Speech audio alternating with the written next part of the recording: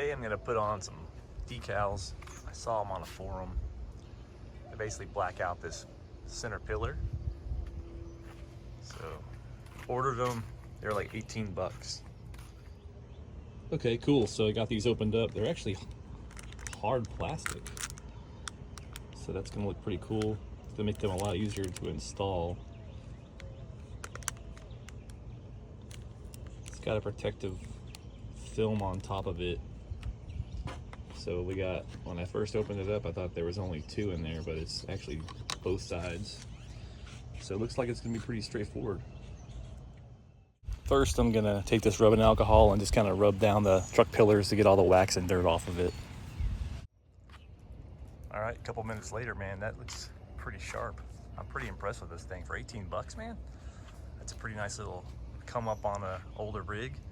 Gives it that new modern look that all the new Rams have, that one big piece of solid glass.